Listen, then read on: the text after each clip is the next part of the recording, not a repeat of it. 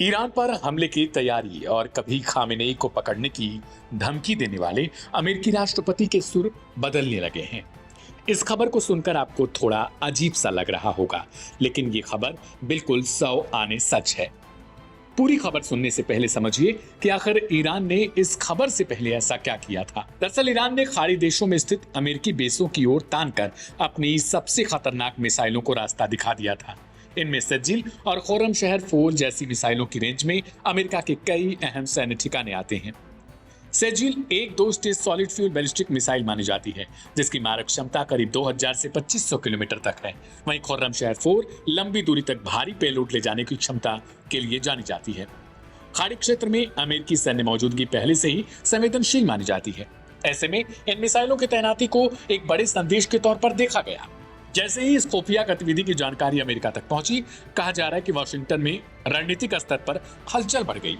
पश्चिम Asia में अमेरिकी सैन्य मौजूदगी को और मजबूत किया गया। आधिकारिक तौर पर कहा गया कि इसका मकसद अमेरिकी सैनिकों और ठिकानों की सुरक्षा सुनिश्चित करना है। लेकिन इस बीच एक ऐसा बयान सामने आया जिसने पूरी तस्वीर को बदल दिया।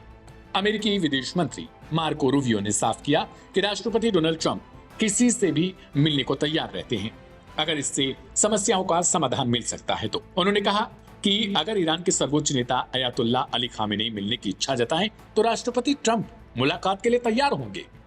रूबियो ने बातचीत के दौरान कहा, मैं ऐसे राष्ट्रपति के साथ काम करता हूं जो किसी से भी मिलने को तैयार है।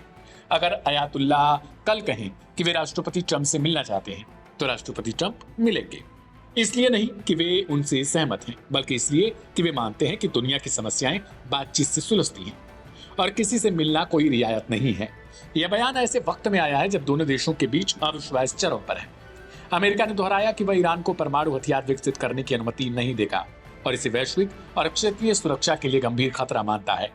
लेकिन साथ ही यह भी कहा कि टकराव के बजाय समझौते से रास्ता निकालना प्राथमिकता है। रूबियो ने यह भी साफ किया कि पश्चिम एशिया में बढ़ाई गई सैन्य मौजूदगी किसी आक्रामक कार्रवाई के लिए तैयार नहीं है, बल्कि संभावित हमले को रोकने के लिए है। यानी एक तरफ सैन्य तैयारियां, दूसरी तरफ बातचीत का दरवाजा खुला रखने की नीति। अमेरिका फिलहाल दोहरी रणनीति पर चाल चलता दिख रहा है। अंतर्राष्ट्रीय समीकरणों पर बोलते हुए रूबियो ने चीन के साथ बढ़ते संपर्क को लेकर भी चिंता को खारिज किया। उन्होंने कहा कि बड़ी ताकतों के बीच संवाद सामान्य प्रक्रिया है और इससे टकराव कम करने में मदद मिलती है। राष्ट्रपति ट्रंप पहले भी चीन के राष्ट्रपति शी जिनपिंग से मिल चुके हैं और भविष्य में भी संवाद की संभावना बनी रह सकती है। अब सवाल यही है, क्या मिसाइलों की तैनाती ने कूटनीति का रास्ता खोल दिया? क्या खाड़ी में बढ़ते हैं सैन्य तनाव के बीच अमेरिका और ईरान बातचीत की मेज पर आमने सामने बैठ सकते हैं? फिलहाल संकेत यही है कि तलवारें म्यान में नहीं है, लेकिन दरवाजा पूरी तरह बंद भी नहीं हुआ। दुनिया की नजर अब इस बात पर है कि क्या यह बयान सिर्फ रणनीतिक दबाव या वाकई किसी बड़े संवाद की शुरुआत है। अमेरिकी राष्ट्रपति डोनाल्ड ट्रंप ने ईरान के धार्मिक नेतृत्व के खिलाफ अपने तेवर कड़े करते हुए दुनिया को एक बड़े सैन्य संघर्ष के मुहाने पर ला खड़ा किया है। उत्तरी कैरोलिना के फोर्ट लिबर्टी में सैनिकों के साथ एक उच्च स्तरीय बैठक के बाद पत्रकारों से बात करते हुए ट्रंप ने स्पष्ट किया कि ईरान के पास अब समय खत्म होता जा रहा है। उन्होंने चेतावनी दी कि अगर तेहरान अमेरिका की शर्तों पर एक नया समझौता नहीं करता है तो अमेरिका सैन्य कार्रवाई से पीछे नहीं हटेगा। सैनिकों के बीच से निकलते ही ट्रंप ने ईरान के सुप्रीम लीडर और वहां के शासकों पर तीखा हमला बोला, लेकिन इसके अलावा उन्होंने अमेरिका की पिछली सरकारों पर भी कटाक्ष किया।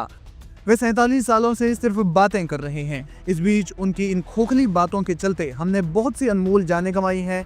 हमारे बहादुर सैनिकों के पैर उड़ गए हैं, हाथ उड़ गए हैं, चेहरे उड़ गए हैं। हम बहुत लंबे समय से इस निरर्थक संघर्ष का हिस्सा बने हुए हैं, लेकिन अब और नहीं। राष्ट्रपति ट्रंप ने पिछली अमेरिकी सरकारों पर भी कटाक्ष किया और कहा कि उनकी कमजोरी के कारण ईरान ने पूरे मिडिल ईस्ट में अस्थिरता फैलाई है। यानी डोनाल्ड ट्रंप मानते हैं कि ईरान का इस्लामी शासन इतना मजबूत है कि अमेरिका की लाख कोशिशों के बावजूद वे उसे हिला नहीं पाए। ट्रंप का बयान बताता है कि ईरान वास्तव में कमजोर नहीं, बल्कि इतना ताकतवर मुल्क है कि अमेरिका जैसी सुपर पावर भी उसका कुछ नहीं उखाड़ पाई। लेकिन केवल जुबानी जंग ही नहीं, बल्कि जमीन पर भी युद्ध की तैयारी दिखने लगी है। पेंटागन ने पुष्टि की है कि राष्ट्रपति के आदेश पर दुनिया के सबसे बड़े विमान वाहक युद्धपोत यूएसएस गेराल्ड आर फोर्ड को मध्य पूर्व की ओर रवाना कर दिया गया है। ये पोत पहले से मौजूद यूएसएस अब्राहम लिंकन के साथ मिलकर एक जंगी बेड़ों का समूह तैयार करेगा। रक्षा विशेषज्ञों का मानना है कि तैनाती ईरान के परमाणु केंद्रों और सैन्य ठिकानों पर संभावित सटीक हमलों की तैयारी है। ट्रंप ने इसे शक्ति के माध्यम से शांति की नीति बताया, लेकिन साथ ही जोड़ा कि यदि कूटनीति विफल रही तो फेज 2 अत्यंत दर्दनाक होगा। अमेरिका की मुख्य चिंता ईरान का बढ़ता यूरेनियम संवर्धन है। ट्रंप प्रशासन का कहना है कि ईरान परमाणु बम बनाने के बेहद करीब है और उसे रोकने के लिए अंतिम प्रहार ही एकमात्र रास्ता बचा है। इसके अलावा ईरान में आंतरिक विद्रोह और मानवाधिकारों के उल्लंघन पर भी ट्रंप ने कड़ा रुख अपनाया है। उन्होंने संकेत दिया है कि अमेरिका न केवल परमाणु खतरे को खत्म करना चाहता है, बल्कि ईरान में सत्ता परिवर्तन को भी एक स्थायी समाधान के रूप में देख रहा है। दूसरी ओर ईरान ने भी पीछे हटने के संकेत नहीं दिए हैं। तेहरान ने चेतावनी दी है कि अमेरिकी सेना की किसी भी मूर्खतापूर्ण हरकत का जवाब इस इलाके में मौजूद सभी अमेरिकी अड्डों और इसराइल पर मिसाइल हमलों से दिया जाएगा। अब पूरी दुनिया की नजरें ईरान के अगले कदम पर टिकी हैं।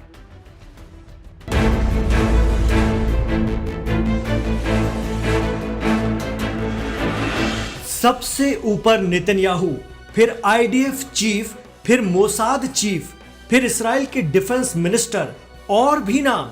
ये इसराइल में वीवीआईपी प्रोटोकॉल लिस्ट नहीं बल्कि हिट लिस्ट है। जी हां, ये उन लोगों की लिस्ट है जिन्हें ईरान ने टारगेट पर ले लिया है। आप सही सुन रहे हैं, ईरान ने ही। अब तक मारने के लिए इसराइल की खुफिया एजेंसी मोसाद ही हिट लिस्ट जारी करती रही है, लेकिन पहली बार ईरान की पासदाराने इस्लाम की तरफ से हिट लिस्ट जारी की गई है। इसमें इसराइल के पीएम बेंजामिन नेतन्याहू को सबसे ऊपर रखा गया है। अब ईरान का लक्ष्य है इसराइल के इन लीडर्स और अफसरान को खत्म कर देना।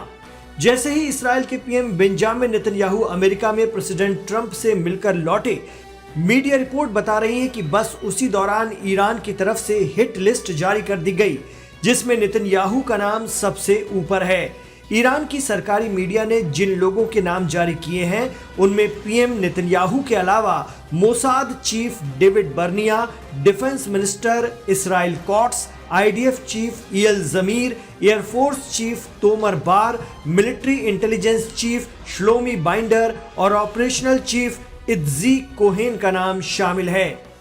माना जा रहा है कि ईरान 13 जून 2025 का बदला लेने की तैयारी में है। ये वो दिन था जब इसराइल ने ईरान के खिलाफ ऑपरेशन राइजिंग लॉयन की शुरुआत की थी।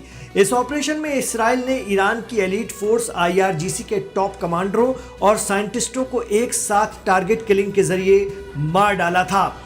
इसराइल के ऑपरेशन में ईरान के जिन अधिकारियों की हत्या की गई, उनमें आईआरजीसी के चीफ हुसैन सलामी, ईरान सशस्त्र बलों के chief of staff Mohammad Bagheri और IRGC air force chief Amir Ali Hajizade का नाम प्रमुख था। इतना ही नहीं, उससे पहले अमेरिका ने साल 2020 में ईरान में कुद्स फोर्स के चीफ जनरल कासिम सुलेमानी को एक टारगेट किलिंग में इराक में खत्म कर दिया था। और तो और लेबनान में ईरान समर्थक संगठन हिजबुल्लाह के चीफ सैयद हसन नसरुल्लाह को टारगेट किलिंग में राजधानी बेरूत में मारा गया था। इससे पहले भी कई ईरानी साइंटिस्टों की इसराइल ने टारगेट किलिंग अंजाम दी थी। ऐसे में कहा जा रहा है कि अब ईरान ने भी बदला लेने का मन बना लिया है और पीएम बेंजामिन नेतन्याहू को निशाने पर ले लिया है। साथ ही पूरी लिस्ट भी जारी कर दी गई है। कहा जा रहा है कि ईरान में आईआरजीसी यानी पासदाराने इस्लाम की खुफिया विंग इस काम में माहिर मानी जाती है। इससे पहले भी कई बार ईरान समर्थित हूती और हिजबुल्लाह के रॉकेट पीएम नेतन्याहू के घर तक पहुंच चुके हैं।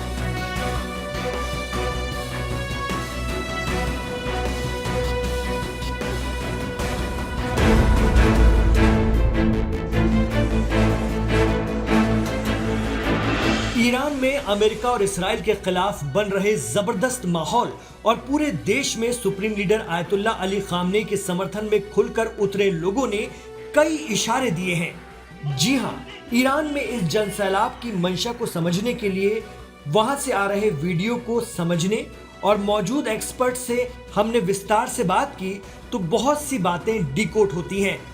ईरान के लोगों का जज्बा बता रहा है कि उन्हें ये पता है या इस बात का एहसास है कि एक जंग तो होने वाली है। ईरान में फौजी, अफसर, लीडर और आवाम सभी ये मानकर चल रहे हैं कि एक जबरदस्त युद्ध होगा। आज हो, कल हो या कुछ वक्त बाद, लेकिन ईरान पर हमला होगा। जनता का मिजाज भी बता रहा है कि वो ये एक्सेप्ट कर चुके हैं और इसके लिए हर स्तर पर तैयारी भी दिख रही है। एक्सपर्ट कहते हैं कि पिछले बार यानी जून 2025 में ईरान पर जब इसराइल का सरप्राइज अटैक हुआ था तो वो ईरान के लोगों के लिए भी एक बड़ा झटका था। उन्होंने उस वक्त सोचा भी नहीं था कि ऐसा हो जाएगा। उस समय ईरान एक युद्ध अभ्यास करने वाला था, लेकिन वो ये करता इससे पहले ही 13 जून 2025 को इसराइल का हमला हो गया। यही वजह रही कि उस टाइम उसकी फोर्स और IRGC के टॉप अफसर एक साथ मारे गए थे, क्योंकि वो वॉर प्रैक्टिस की तैयारी के लिए मीटिंग कर रहे थे। लेकिन ईरान में मौजूद एक्सपर्ट बता रहे हैं कि इस बार ऐसा नहीं है। सभी लोग हर स्तर पर तैयारी कर रहे हैं कि जंग होगी तो उसे कैसे लड़ना है। इतना ही नहीं, ईरान में बड़े पैमाने पर सड़कों पर उतर रहे लोग खुद कह रहे हैं कि ईरान ऐसा हमला करे अमेरिका और इसराइल पर कि उसका विल पावर खत्म हो जाए। वो बार बार ये नारे लगा रहे हैं कि हम इमाम खामनेई को अकेला नहीं छोड़ेंगे। उसके लिए वो नारा लगाते हैं कि हम कूफा वाले नहीं हैं जो अली को अकेला छोड़ दें।